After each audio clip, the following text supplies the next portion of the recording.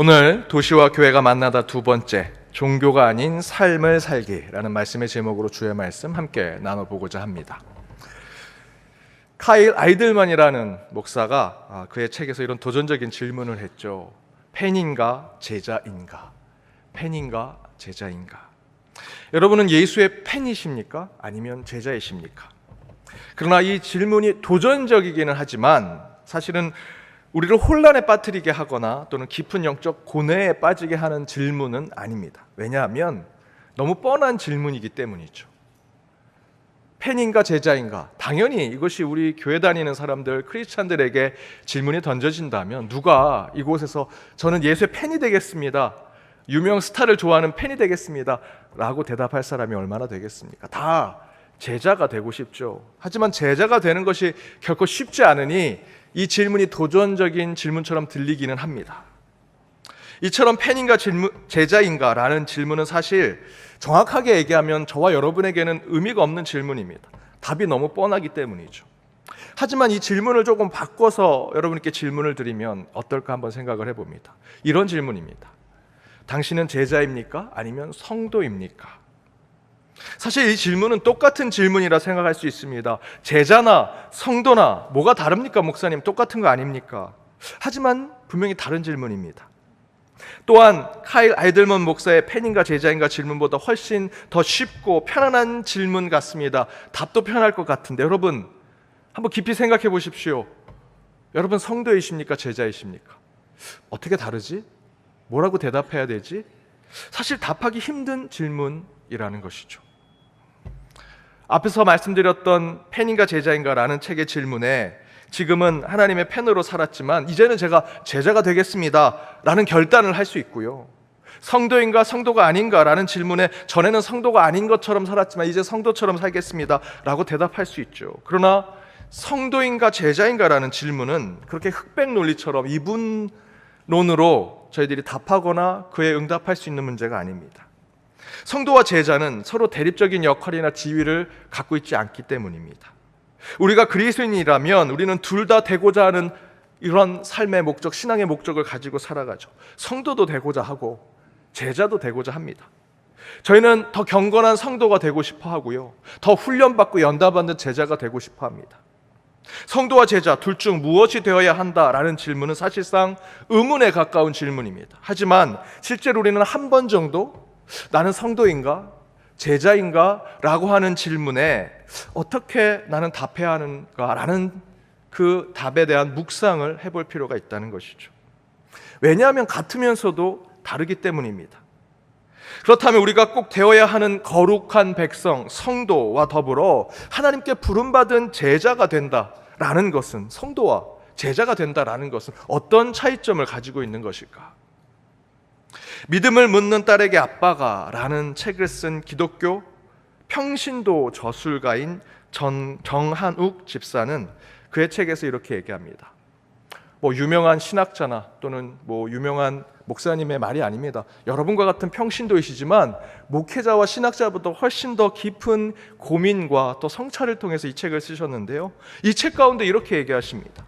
그리스도인은 모순된 두 길을 걷도록 초대된 사람들이라고 할 수 있습니다. 저와 여러분의 삶이 모순된 두 개의 길을 가지고 살아가는 자들이라고 이야기합니다.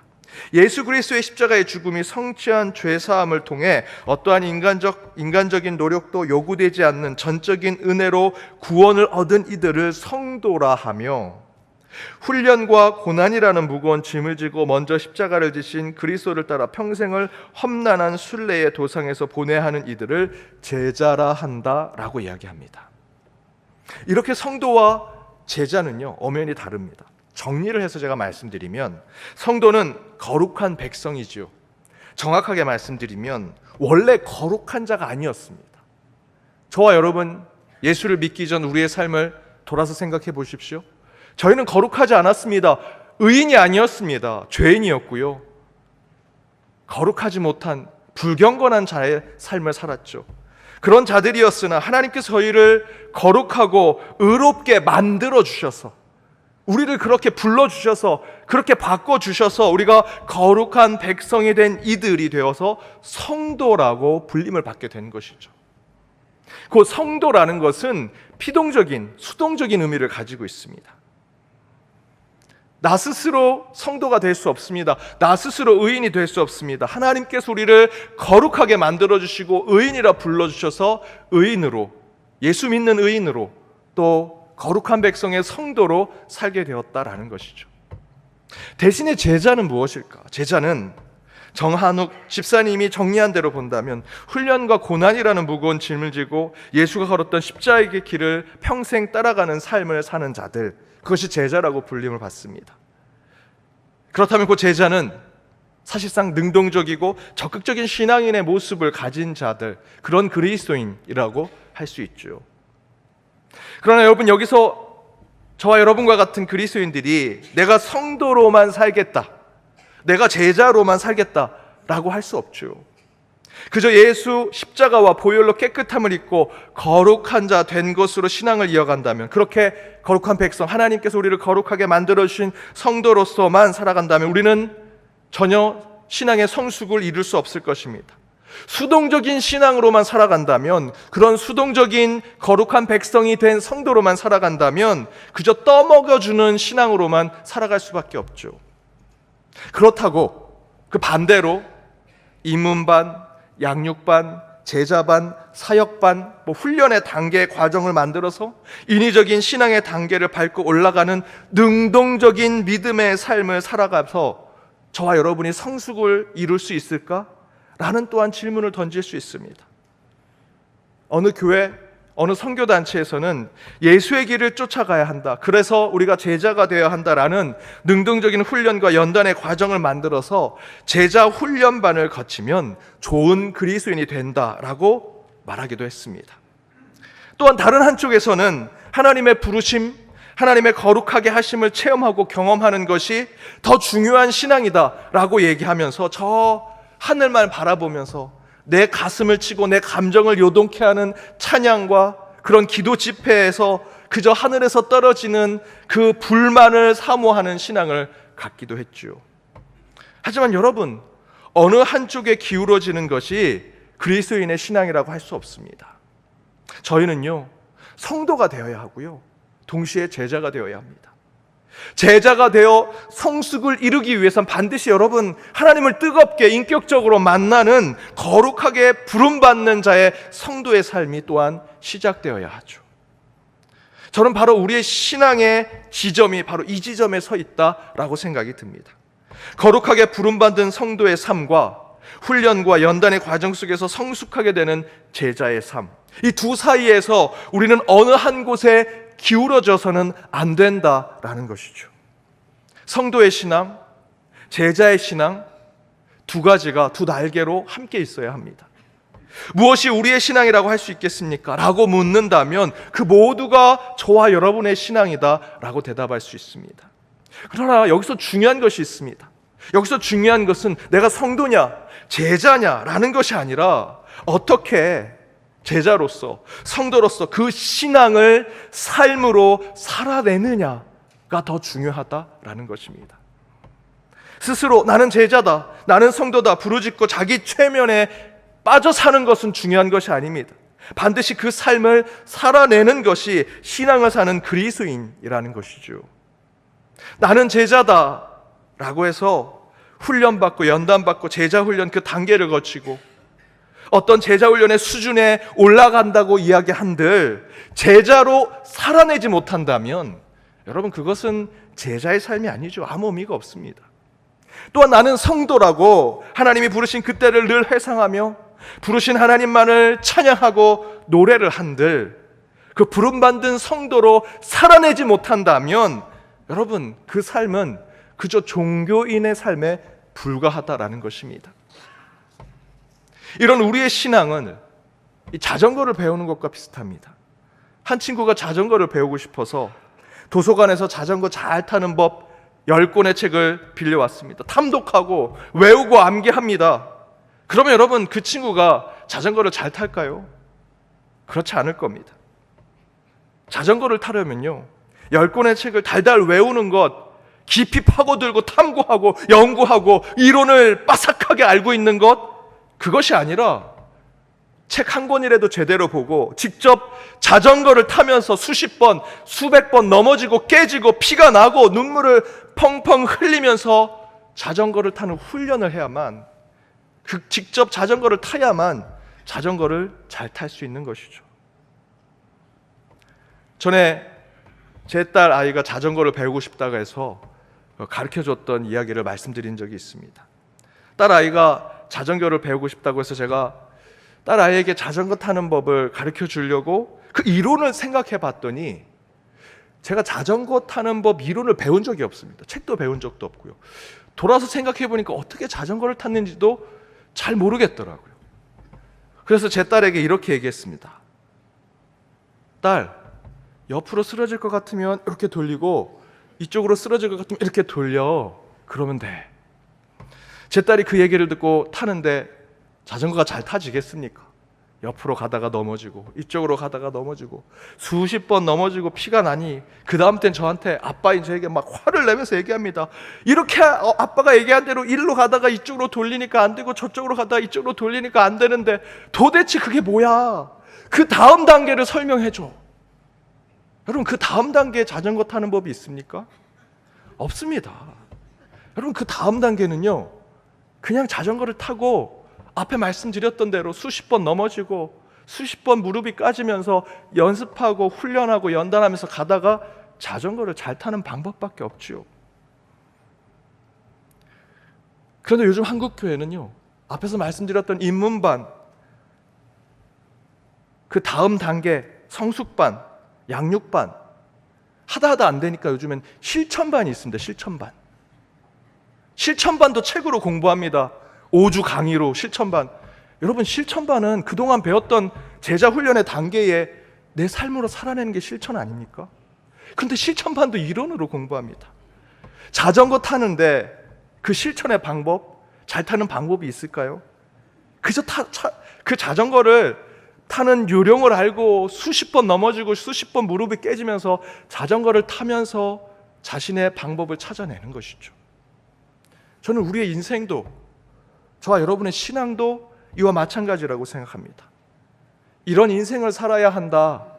나이 드신 박사님, 세상의 유명한 저술가들이 세상에 많은 에세이, 또 우리에게 그런 처세에 대한 저술을 하죠.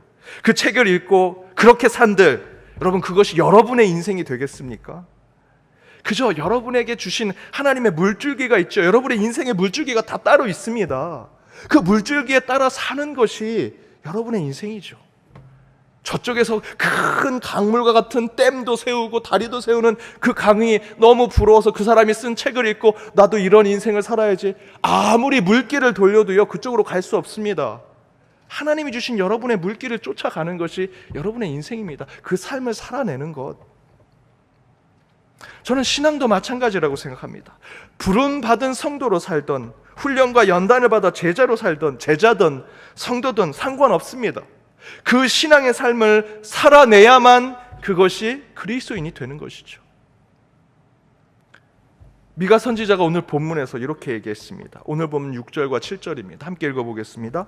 내가 무엇을 가지고 여호와 앞에 나아가며 높으신 하나님께 경배할까? 내가 번제물로 1년 된 송아지를 가지고 그 앞에 나아갈까? 여호와께서 천천의 수양이나 만만의 강물 같은 기름을 기뻐하실까? 내 허물을 위하여 내 맏아들을 내 영혼의 죄로 말미암아 내 몸의 열매를 드릴까? 당시 미가 선지자가 남유다 북이스라엘에 예언을 하는 자였습니다. 그가 그 곳곳에 이스라엘 유다 땅에서 보여주는 제사를 드리는 법, 여호와 앞에 나가서 경배하는 제사법, 1년 된 송아지 얼마나 귀합니까? 그 송아지를 드릴까? 천천의 수장, 만만의 그 기름을 하나님이 기뻐하실 거다. 곳곳에서 제사를 드리죠. 그들이 제사법을 모르는 것이 아닙니다. 어떤 제물을 드려야 될지 너무나 잘 알고 있죠. 예배자의 모습, 이론으로, 머리로 다 알고 있습니다. 6절과 7절에 그 제사의 방법대로 하지 말라고 미가 선지자가 얘기하는 것이 아닙니다. 제사 드리고 예배 드리고 훈련받고 양육받고 그 모든 것 다 제대로 해야죠. 문제는 그 예배, 그 제사, 그 훈련과 그 양육, 찬양과 경배, 그 신앙을 삶으로 드러내고 있느냐, 신앙의 삶에 표현되고 있느냐라는 것입니다. 이에 미가 선지자는 8절로 우리에게 이렇게 응답합니다. 우리 8절 말씀 함께 읽겠습니다. 사람아, 주께서 선한 것이 무엇임을 내게 보이셨나니 여호와께서 내게 구하시는 것은 오직 정의를 행하며 인자를 사랑하며 겸손하게 내 하나님과 함께 행하는 것이 아니냐. 그래, 너희들 예배하는 제사법 다 알고 있지. 어떤 제물을 드리면 가장 귀한 제물을 드리는지 모르는 사람 아무도 없습니다. 그러나 사람아, 하나님께서 너희에게 어떻게 사는 것인 것을 보여주시지 않았느냐. 하나님께서 너희에게 구하는 것은 너의 삶 가운데 정의를 행하고 너희의 삶 가운데 인자를 사랑하는 그 사랑을 행하고 하나님과 함께 겸손히 살아가는 것, 그것이 더 중요한 것이다. 사랑하는 여러분, 나는 예배자입니다 라고 하는 찬양 너무 좋죠. 그 찬양을 열심히 부르는 것 좋습니다. 하지만 입술로 찬양하는 것에만 머무는 예배자는 진정한 신앙이 될 수 없습니다. 예배자로 살아야 하고요, 예배가 우리 삶에 나타나야 합니다. 제자 훈련에 입문반, 양육반, 제자반, 성숙반 하다 안 되니까 실천반까지 있는 그 과정을 거치며 제자가 되는 거 좋지요. 하지만 교회의 제자 훈련 과정을 거쳤다고 다 하나님 보시기에 진정한 제자가 되는 것이 아닙니다. 진짜 제자가 되는 것은 그렇게 배우고 깨달은 대로 살아내는 것, 내 삶의 신앙이 그렇게 드러나는 것입니다. 성도의 삶도, 직분자의 삶도, 저와 같은 성직의 삶도 마찬가지입니다. 말로만 성도요, 말로만 장로요, 말로만 성직자요 라고 하는 것이 아니라 그 직분과 그 역할의 삶의 행실, 그것이, 그 신앙이 삶으로 살아내는 것, 그것이 진정한 그리스도인의 모습이죠. 예수의 팬이든 예수의 제자든 성도이든 그리스도인이든 신앙인이든 어떤 표현이든 무엇이든 어떻겠습니까? 문제는 그렇게 살아내는 자인가 아닌가라는 것이 중요합니다. 하나님의 팬처럼, 제자처럼, 성도처럼, 장로와 목사인 것처럼 꾸미고 만들어서 살고자 한다면 그것은 신앙이 아니라 우리의 신앙을 종교로 전략시키는 것이죠. 여기서 우리에게 중요한 것은 그런 꾸며진 종교인으로서의 삶이 아니라 진실된 삶을 살아내는 그리스도인이 되는 것이 중요합니다. 이에 본 헬퍼 목사님이 이런 말을 하셨습니다. 하나님 없이 하나님 앞에, 하나님 없이 하나님 앞에.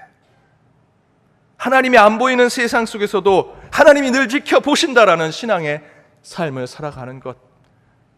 교회를 등 돌려 세상을 바라보면 하나님이 안 계시는 것 같죠.